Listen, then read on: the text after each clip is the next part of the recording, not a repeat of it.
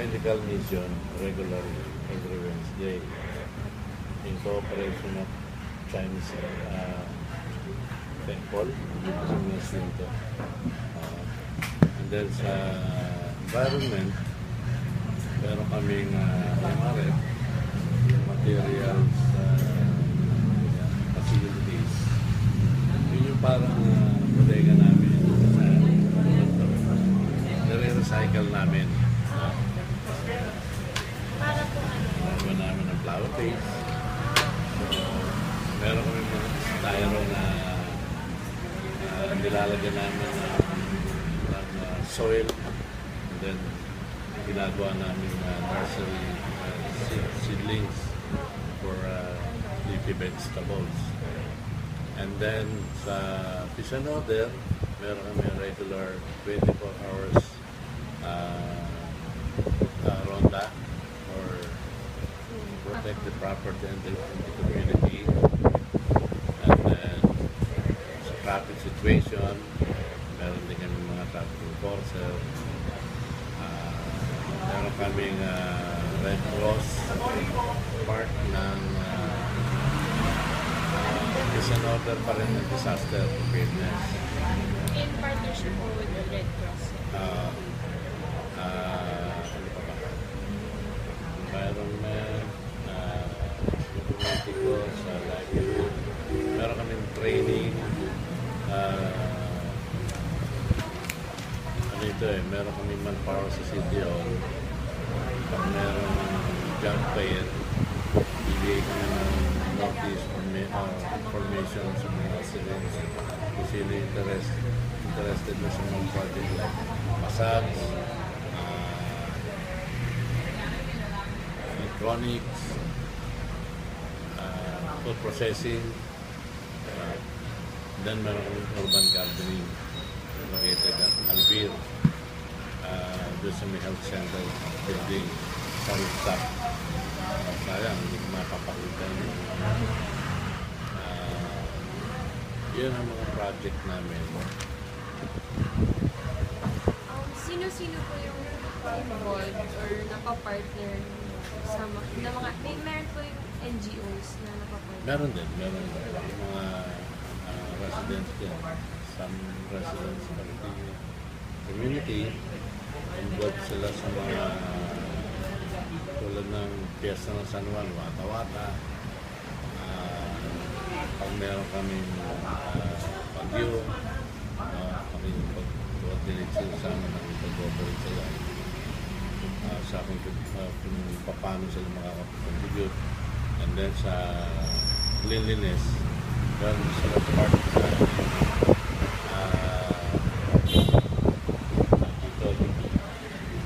harap ko, linis ko. Ganun. Meron kaming lupon. Yung lupon Tagpamayapa, sila yung parang jury. Pag may mga case kami rito na dispute ng mga kapitbahay, nagkakaintindihan. Pag hindi naayos sa pagkaan, yung mga NGOs, selected lang yun. At least 20. No? Pero every hearing, declared lang sila ng 5%. Pero yung 20 na yun, sila na yung member na Lupon Tagpamayapa from NGO. Palagay ko bakit nag-co-cooperate sa inyo yung mga tao? Siyempre, nagsaserve kami sa kanila eh. So, kailangan. So, ano yung project namin, willing ko sila supportan. Hindi naman sa amin yun, sa kanila din yun. Like yung mga information, mga activities, kung pwede sila, okay lang. Kung hindi, wala rin problema naman. Lalo dito, marami nito nakataas ang bakod. So, yung iba dyan ay magpa-interview.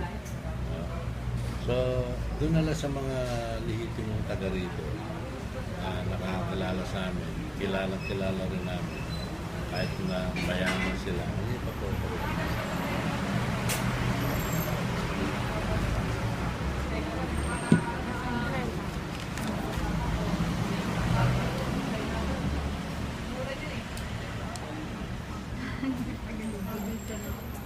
Number 4?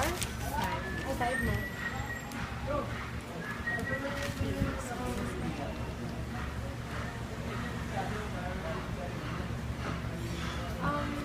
Ano po yung local government sectors na nagko-cooperate sa inyo na kung kunyari, kung Hindi successful yung project, gano'n. Hindi, meron kasi kaming ginagawa from the start from January to December. Ano yung mga project na kailangan mong gawin? Halimbawa, ang part ko as an urban gardener, yung kailangan itatanong ko pang yung tawag dito, hindi rainy season para hindi sa mga lanta. And then, yung second quarter, iba naman ang itatanong ko. Pag hindi nag-successful yung first quarter, itutuloy ko pa rin yun. Itutuloy ko pa rin. And then sa iba, and then sa, halimbawa, sa training naman, katulad nito, bumibili kami sa mga daycare student ng plastic bottle. No? Sa dahil ko po yung sample. Ito pa yung tanong. Bakit, paano kayo yung nagawa, ano yun, sa tingin niyo, kayo nagawa ng good city government? i-pause kasi wala na. Yung school days, ito yung binibili ko sa mga daycare student. And then, pinagagawa ko ito sa kanila, with the help of their parents. Lalagyan namin ito ng lupa, nilalagyan namin sa seeds. Lahat sila, tigil-tigisa sila magdidilig. So, kung anong quarter yun ang ginagawa nila. And then, meron pa silang ibang training na sa mga parents nila, halimbawa, food processing, first quarter yun, ginagawa namin. Kung hindi kami nakapag-project ng first quarter, pwede namin ituloy yun ng second quarter. So, for the whole year, meron kasi kami budget, meron kami activity design, which is nandun na lahat yun. Kung magkano yung gagastos mo sa, ano ba, bibili mo makina sa yung mga equipment, no, for this quarters, up to the last quarter. And then sa environmental din, ganun din. Bawa, sira na yung aming mga beach, Coast Guard. So another budget yun for the next quarter para provide mo yung kailangan. Kailangan naka-schedule siya. Kaya ang project mo, kailangan tuloy-tuloy. Hindi yung sa susunod ko na gagawin mo. Kalimutan ko na yung nakaraan kalipas. Pag hindi naging success yung previous na project mo, pwede mo ituloy sa parang itutugtong mo lang siya.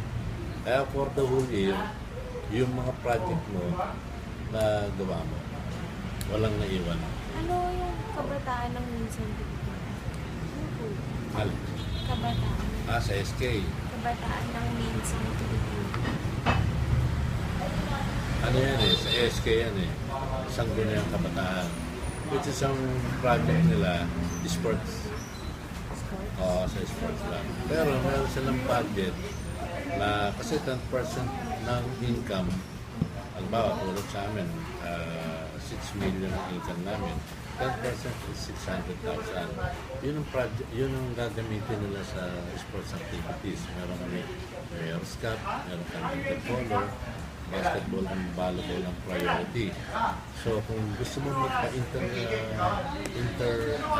games like chess, dart, maglalaan ka rin ng 10 chessboard, 10 dartboard, babudget mo rin yun. And then kung anong month mo siya yung schedule din yun. Ganun yun. Pero meron din silang pondo para sa clean and green. Kakinula ng aming pondo. Pwede kami tuloy sa budget ng SK for clean and green. Kasi na-award po yung meron po kayong award po yung San Juan ng good city governance dahil dun sa kabataan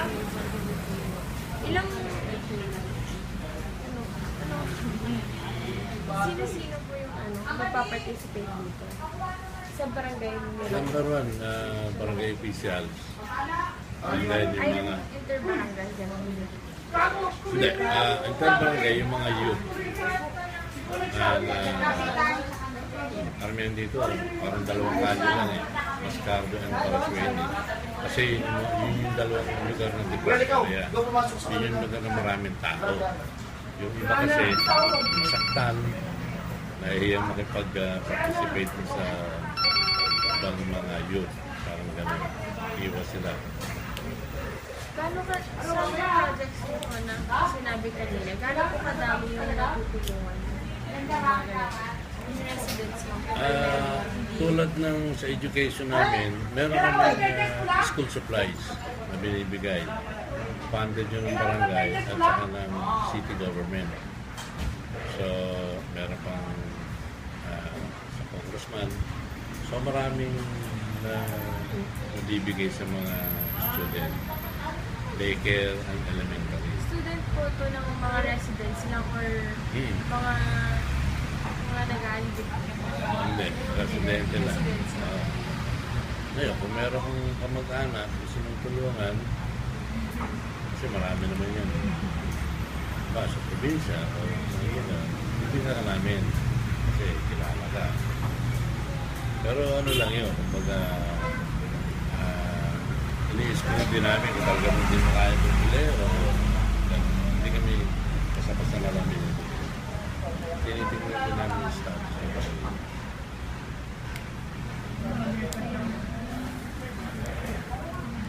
Salamat po. Salamat Okay na.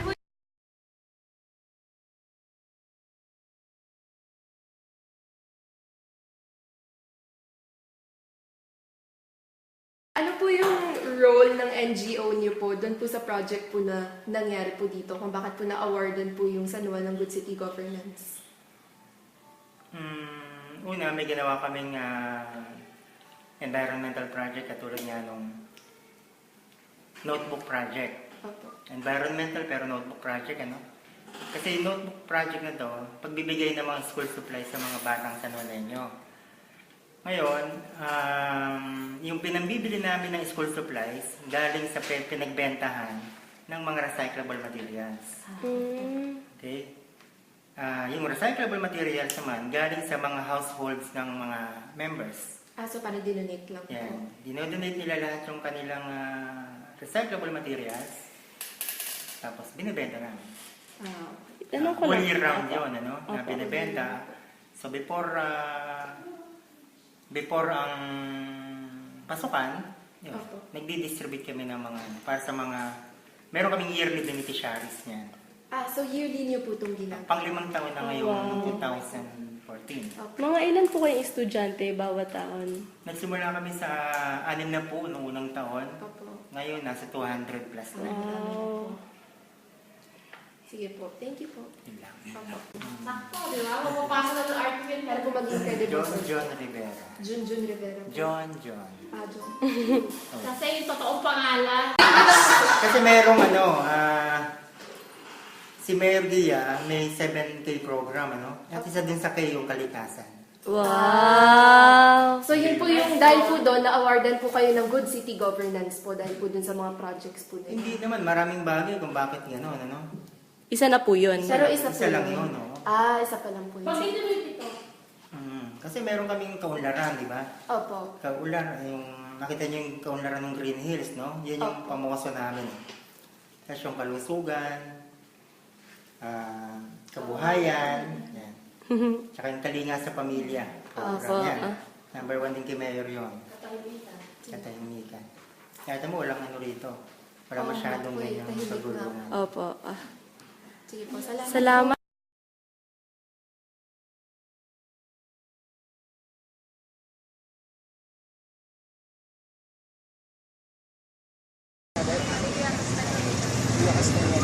So, registered voter po kayo dito sa San Juan.